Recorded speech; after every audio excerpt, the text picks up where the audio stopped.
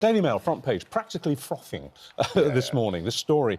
And it's not a euphemism, that 2,000 council workers have been working from the beach over the last 4 years. They quote the Ibiza case. This is somebody who works for, I say works, who's employed by West Devon Borough Council. And from March 2020 to February this year, they've been logging in from the beach in Ibiza. That's what, 3 years, 4 years? 4 years, nearly. To quote the Mail, you couldn't make it up, could you, really? It's nice work if you can get it, though. I wouldn't mind it. I mean, presumably they're monitoring their productivity. I mean, is this an issue? Should people be back in the office? I mean, I think that being in the office is better than being at home. However, you know, for a lot of working mothers, it's the only way that you can have children and also have a working life.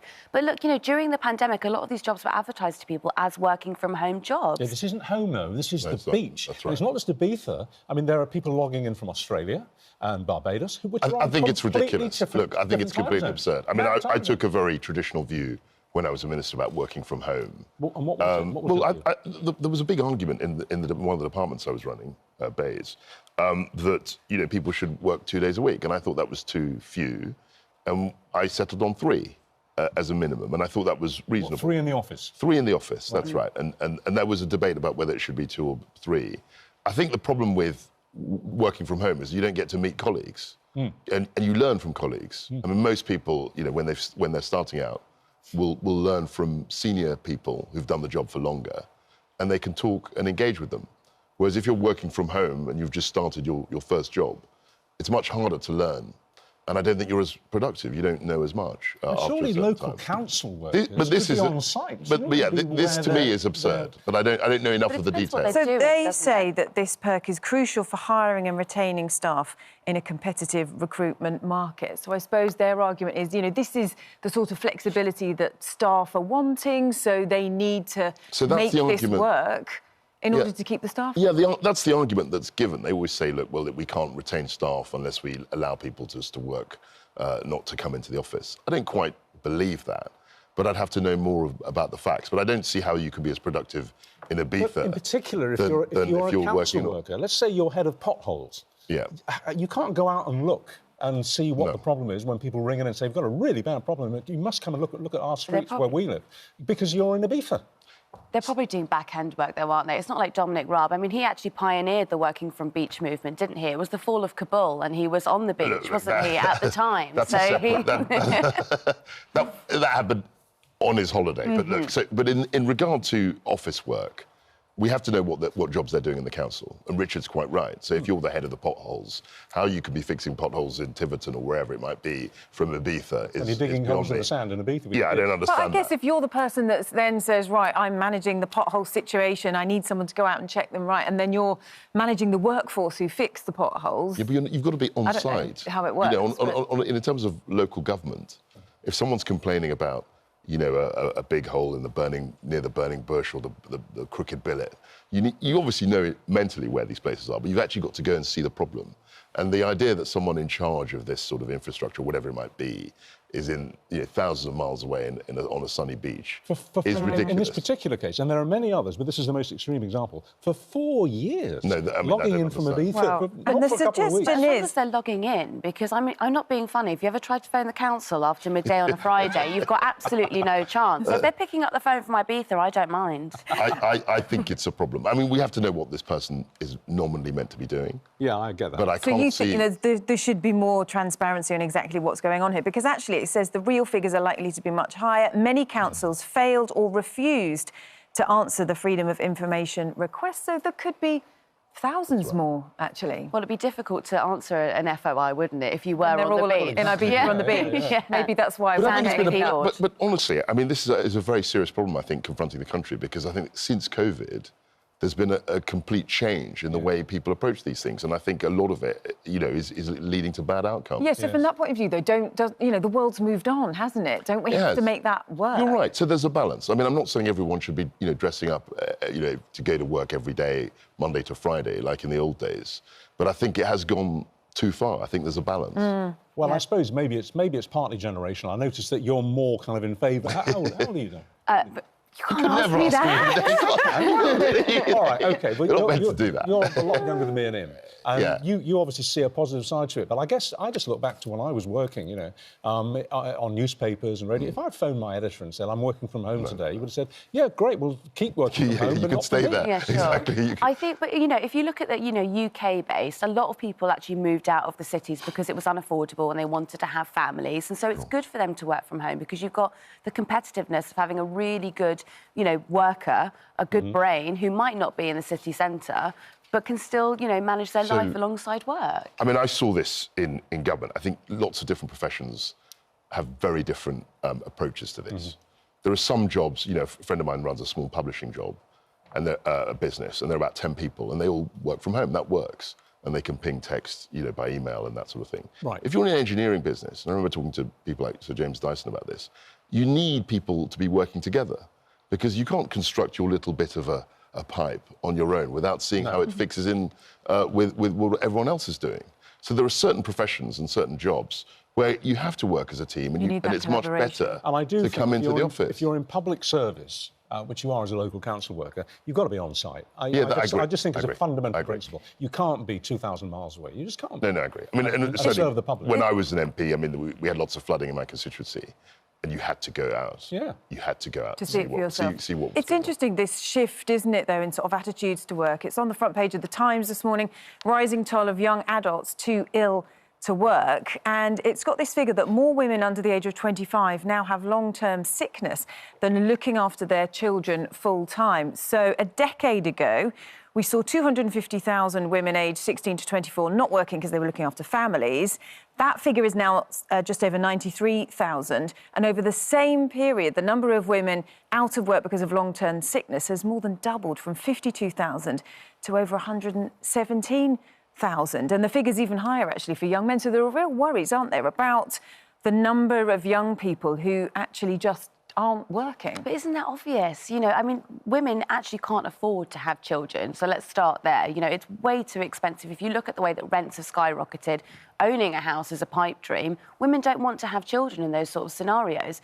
And in terms of the sickness, you know, we've come out of the pandemic. A lot of these young people were stuck inside for 3-4 years, and they aren't well. A lot of them are, you know, have severe, crippling social anxiety. Perhaps if working from home jobs were more readily available and they said, you know, look, you can actually be at home 4 days a week, you've got to come in 1 day a week, then perhaps these people who aren't very well might be able to manage it. I think what you said about social anxiety was very interesting because the pandemic really destroyed young people's ability to socialise. I mean, a lot of people were spending, you know, days, weeks at home isolating. And I think that had a huge impact on society that we'll probably only really understand in a few years' time when we look back. It's a kind of social long COVID, isn't it? That's right. And I think, and especially with school children as well, you know, there are certain cohorts of school children who were deeply affected by the pandemic and whose skills, their verbal skills, their ability to socialise has been adversely affected by it. And we need to get, you know, we will only over time will we understand the full effect of it. Shall we talk about this developing feud, really, almost possibly ending up in the courts, we don't know, between Nigel Farage and Kemi Badenoch? Has Kemi Badenoch made her first serious tactical or strategic error over this Christmas break?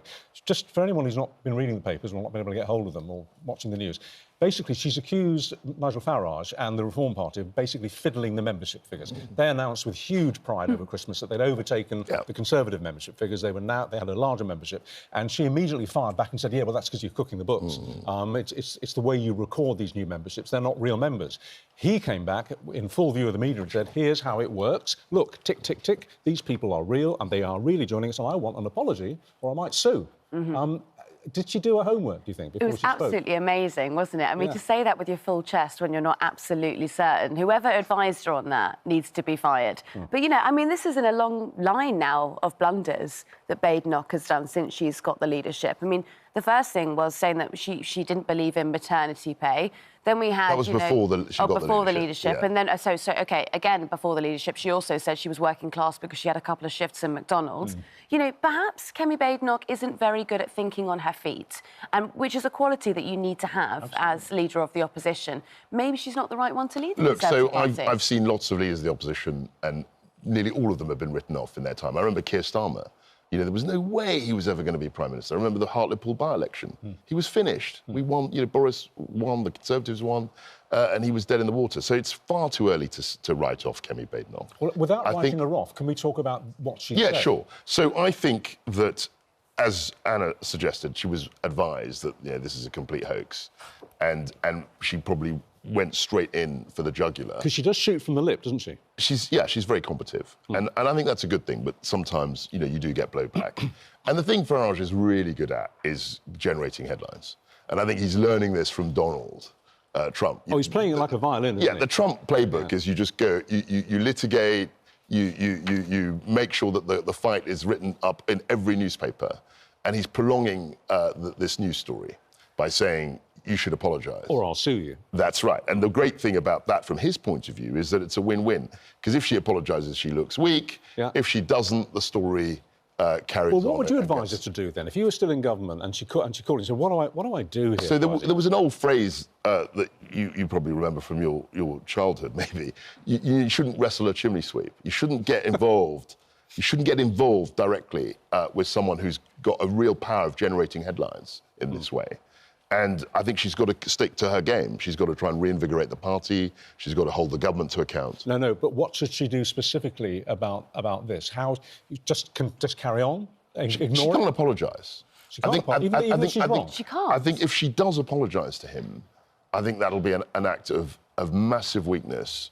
And he's essentially... But even if she's wrong in what she said, though? Well, I think she's got to move on. I think she's got to say, look, this is what I was led to believe. This is where I think we were. Maybe you're thinking... Well, no, I'm just thinking because then we're condoning lying in politics, aren't we? Because that is lying. like... Look, no, it is a lie. She didn't look at the back end. She didn't actually know that was a fake ticker. If you say it was a legitimate membership count. If she believed that it was true, what she was saying was true, that's not a lie. I remember saying this. No, it isn't. If you're in the House of Commons, right, and you're at the dispatch box and you say something that's incorrect, then you're called back to the House and you have to correct it's the more record. Complicated right, than you have to correct the record. So how is it more complicated? So I remember. That was fundamentally untrue. This happened to me when I was a Brexit minister. I said the date we're going to leave is the 15th of March or whatever it was, and that was wrong. But at the time, I thought it was true.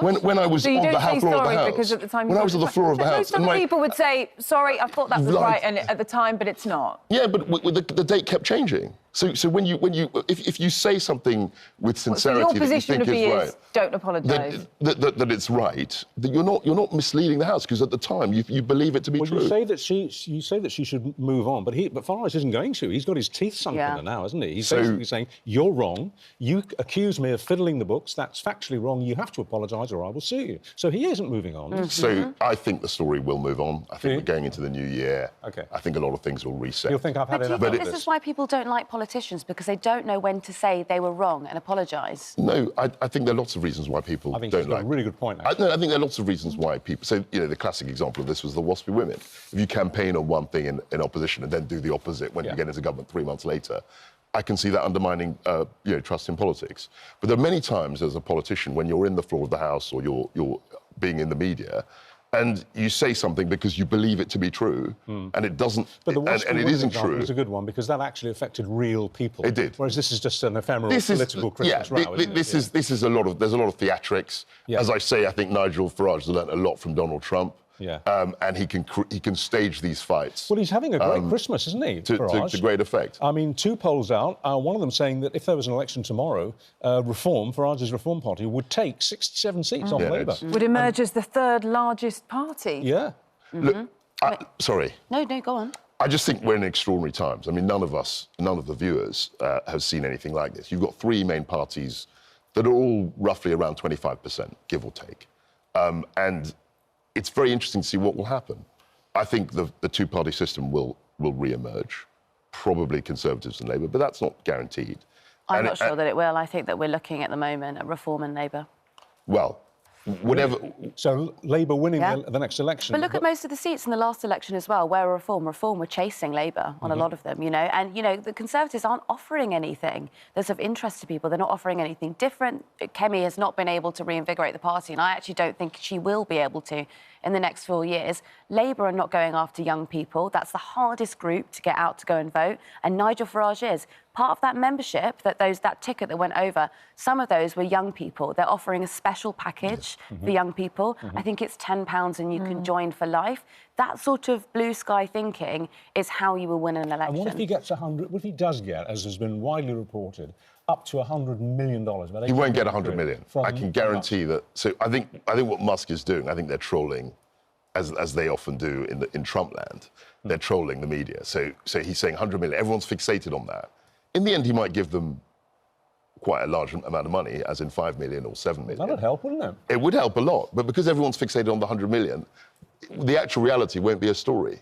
And that's quite clever media manipulation, which Trump is very good at. There was definitely a dearth of funding at Conservative conference last year. Honestly, walking around there, it was like posters were falling off the wall. There was absolutely no money being donated to that party. So it will be a huge worry for them if Musk does donate. Interesting to see what happens. We've got to talk about something else that's big in the news today, which is the South Korean... this awful crash. Plane crash, which has shocked a lot of people, actually, hasn't Especially, I don't know about you, I mean, obviously, the main news bulletins yesterday were, quite rightly, stopping the coverage just before the plane impacted that huge wall at the end of the runway in South Korea. But, of course, online, they don't do that. And if you look at it, it is truly shocking. And, of course, an investigation is now underway to find out exactly why this happened. It's South Korea's deadliest ever air disaster. It was a 737. They're really safe. They've got a terrific safety record. But it crashed, and it killed 179 people. We've got an aviation analyst with us this morning, Alex Macheras, who joins us. Hello, thanks for coming in, Alex. It looks as if it might well have been a bird strike, which caused a power loss to the plane, which is why it had to make a forced landing. For some reason, the undercarriage didn't... We can run the footage here. For some reason, the undercarriage didn't come down, so it was a forced a belly flop, basically. But what did for them all, except for these two incredibly fortunate crew members who were in the back of the plane and managed to get out, was this concrete wall at the end of a runway. And there are many analysts, such as yourself, saying this morning, what is an international airport doing with that kind of barrier at the end of a landing runway? Well, look, once the conversation kind of moves away from this initial investigation period now, and we look at, how the industry learns from it, it is up to airports to follow international guidelines, but it is really kind of patchy as to who puts up a fence, who puts up barbed wire, who puts up a concrete wall, as we said. The runway that this aircraft landed on is longer than many other airports. So it's not to be said that, for example, the aircraft was landing on a shorter runway and that's why it had made the impact where it did. But the investigation now, in this initial period, focuses on two things. The contribution of a potential bird strike. Again, we know that 5 minutes before... Just see that here. You see the puff of smoke coming from the engine. That looks to you like a bird strike. There has been footage. The footage has been quite extraordinary, also incredibly disturbing. But air traffic control warned this flight crew of the potential of a bird strike 6 minutes prior to arrival. Right. So that warning was there. The bird strike doesn't necessarily explain why the landing gear failed to be deployed. We would expect the landing gear to continue being able to be deployed in the event, for example, of an engine failure. We all remember the miracle of the Hudson. Captain Sully, the US Airways flight, double engine failure, and he puts the aircraft down on the Hudson. There is so much that needs to be answered in this, and I think the only thing that will get us a little bit closer is when that cockpit voice recorder, that black box, is retrieved, which, as of now, it hasn't been. No, but South Korean flight data recorder has been retrieved. Air traffic control in South Korea are reporting that the pilot, as soon as that moment occurred, that puff of smoke, called in a mayday and used the words bird strike 3 times. Yes. Then he obviously he couldn't get the undercarriage down. He landed about halfway, the halfway point of this very, very long runway. And that's why the plane wasn't able to stop in time to crash and crashed into the wall. But it seems to me that there are lots of reasons why a plane in trouble coming in, it might be bad weather, couldn't land at the far end of the runway. It might, for example, if there are crosswinds, it might have to keep going up a bit and managing the crosswinds, and the pilot picks the moment to put the plane down. Wasn't the and if case the in this undercarriage scenario. fails and there's a brick wall or a concrete wall at the end, it just seems improbably risky. There's a lot of... I mean, looking at the footage, the moment that the footage came out, first thing we noticed in the aviation community is the slats were not deployed, the flaps were not out. Everything that the aircraft is set up to do in the landing phase wasn't actually there. So the question is why? Had the crew forgotten? Or was the aircraft simply unable to? Was it malfunctioning? This morning, right now in South Korea, the investigation is switching into the aircraft itself. Was it down to, for example, poor maintenance? The state has ordered an investigation, a separate investigation, an inspection into all of the 737-800s operating across the country because they want to gain a better understanding of... They're very safe, though, aren't they? Incredibly. I mean, it has a decent safety record. South Korea, over modern aviation history, are very tight when it comes to this. I was just with the delegation in South Korea, the Ministry of Transport, who are part of this investigation now. They're investing millions into modernising. You land in Seoul, and it is, you know, not the equivalent to landing at Luton or Stansted here, right? They're investing in real infrastructure, in the latest tech, in software and innovation. This has shaken them, and understandably so. So it may well be then a combination of things that's happened here. It's likely. It's never. Although, you know, social media age, footage, it's easy to jump to say it was a bird strike. It was this. As is often the case, it is a complex chain of events, one upon the other, that then leads to that final outcome. But everybody on board that plane was in one piece, and the plane was in one piece. As it went down the runway, it was going in the right direction. Yeah. It had been safely landed. It was first. It was a clean belly landing. I mean, it was going very fast. We're not sure why, but in terms of in aviation, it's known as a belly landing. That was pretty clean in terms of the angle that the flight crew were coming. So if the wall we know they must have been doing their best. And there's a lot more land on the other side of that wall. It was scrub land, basically. Yeah. The plane would almost certainly have slowed down, been slowed down by the scrub and by the undergrowth, and it would have come to a halt. Yeah. And they the wall the wall is, I think, going to be the longer form conversation once we get some answers, at least closure for the families as to what happened initially now with this flight, and then how does everyone learn from this. And from a general point of view, though, because people, you know, then panicking about when they get in a plane and what's going to happen if there's a bird strike, because they do happen. They happen almost every day. Usually, it wouldn't be a problem, No, would it? it's almost always, it's not a problem. It happens somewhere on Earth every single day. This aircraft that flew, this 737, used to fly, the exact one used to fly for Ryanair here in the UK. One of these aircraft takes off or lands every 2.5 seconds. Aviation continues to be categorically the safest form of transport, on par with basically going into an elevator in terms of how safe you are.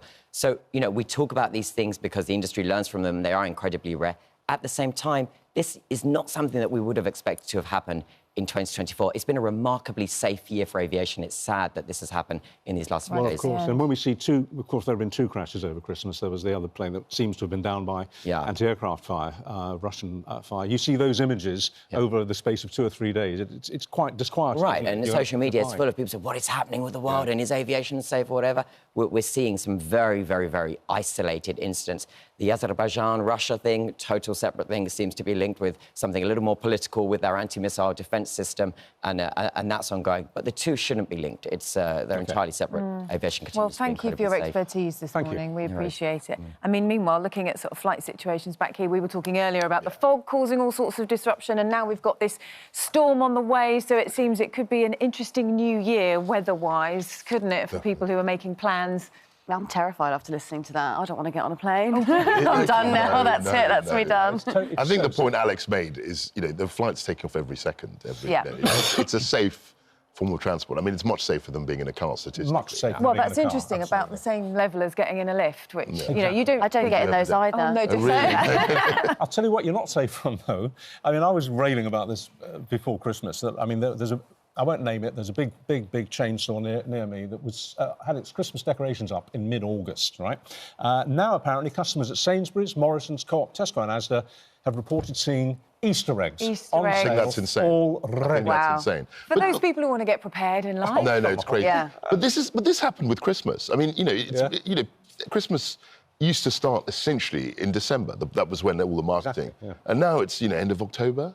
You see, Well, this particular case, August. Does it not go rotten, though? Because, I mean, I saw a lot of Christmas trees this Christmas that really look rather sad by the second week of December. We are going too early. No, we're definitely. Too soon. Yeah. But I think it's the marketing, the consumerism. But Easter eggs in December is... We're not ready for it yet. With the new year. Thank you both very much. Thank you very much See you. indeed. Thank you.